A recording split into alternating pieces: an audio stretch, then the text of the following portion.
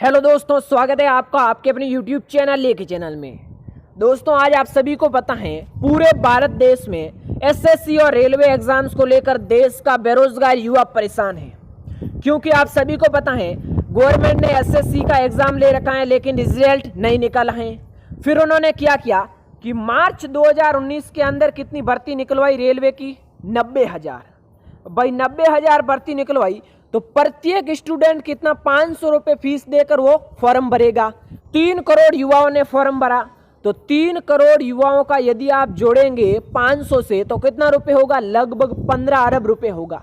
अब गवर्नमेंट क्या कह रही है कि भी हमारे पास इन 3 करोड़ युवाओं को एग्जाम दिलाने के लिए या तो केंद्र नहीं है या फिर हम इतनी व्यवस्था नहीं कर सकते। तो अब आप ये सोचिए कि मार्च 2019 में 90,000 रेलवे की भर्ती निकलवाई किस लिए? क्योंकि उनको जीतना था इलेक्शन। अप्रैल 2019 में आपका इलेक्शन हो रहा था। इलेक्शन के लिए उन्होंने 50 करोड़ लोगों ने मतदान किया, उसके लिए तो उन्होंने व्यवस्था कर दी। अब भाई इनको 3 करोड़ युवाओं को एग्जाम दिलाने के लिए व्यवस्था नहीं कर पाए। अब आप सोचिए सरकार कर क्या रही है। सरकार को बस आपकी पार्टी की सत्ता लानी थी, उन्होंने सरकार बना दी। अब न उनको बेरोजगार युवाओं से मतलब है न देश के भविष्य से। आप सभी को पता है भारत को युवाओं का देश कहते हैं। अब देश के युवा भी नहीं संभलेंगे और उनको रोजगार ही नहीं मिलेगा तो देश आगे कैसे बढ़ेगा। सरकार ने किया कि भाई उनको पता है कि मार्च 2019 में यदि हम 90,000 रेलवे की भर्ती निकालेंगे तो युवाओं को मिलेगा लालच कि भी बहुत अच्छा गवर्नमेंट काम कर रही है, हमें तो मोदी सरकार को ही लाना है। तो फिर उन्होंने क्या किया कि भाई मार्च 2019 में होना था इलेक्शन, तो खूब लुटाई की उन्होंने इलेक्शन में अपना बहुमत पा लिया। किसके दम पर? भर्तियों के दम पर।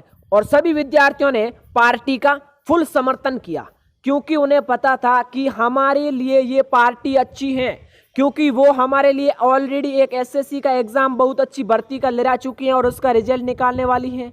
और उन्होंने अपनी पार्टी की सत्ता बनाने के बाद न तो एसएससी का एग्जाम का रिजल्ट निकाला है, न ही रेलवे का एग्जाम दिलवा रही है। अब भाई उनके पास एग्जाम दिलवाने के लिए सेंटर ही नहीं है, व्यवस्था भी नहीं है, तो फिर 500 रुपये लेने की जरूरत ही कहाँ थी? भर्ती निकालने की जरूरत ही कहाँ थी?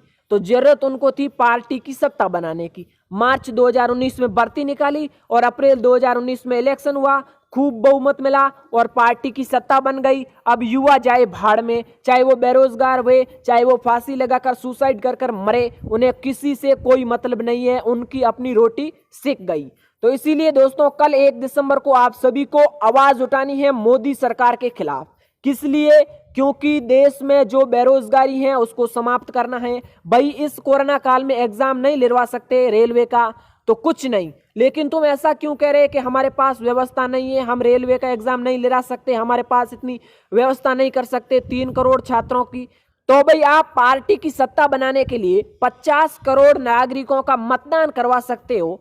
तो भाई आपने जो देश के युवाओं से 15 अरब रुपए लिए हैं उससे आप देश के युवाओं को एग्जाम की व्यवस्था नहीं कर सकते। तो भाई आपको सीधा सीधा समझ जाना चाहिए कि इस सरकार को बेरोजगारों से कोई मतलब नहीं है, युवाओं से कोई मतलब नहीं है, देश से कोई मतलब नहीं है। इनको अपनी पार्टी बनानी है और सरकारें गिरानी है दूसरी पार्टियों की। और इनको करना क्या है कि बस हमारी सत्ता बनी रहे और गुलाम बनी रहे, जनता हमारी आवाज न उठाए और इनसे हम पैसा लेते रहेंगे। खूब पैसे ले रही हैं, दे कुछ नहीं रही हैं। इसीलिए आपको करना क्या है, जितने भी सोशल मीडिया प्लेटफॉर्म है उस पर आपको इसके खिलाफ लिखना है और पोस्ट करनी है, चाहे कैसा भी हो, आपको कुछ ना कुछ जरूर लिखना है इसके खिलाफ। तो बस इतना ही कहना चाहता था देश के बेरोजगार युवाओं को। कल आपको ट्विटर पर, फेसबुक पर, व्हाट्सएप पर और यूट्यूब पर इसके बारे में खूब पोस्ट करनी है। तो बस इतना ही कहना चाहता था, जितने भी बेरोजगार युवा हैं खूब पोस्ट कीजिए, खूब पोस्ट कीजिए, खूब इसके खिलाफ। तो बस आप सभी को इतना ही कहना था।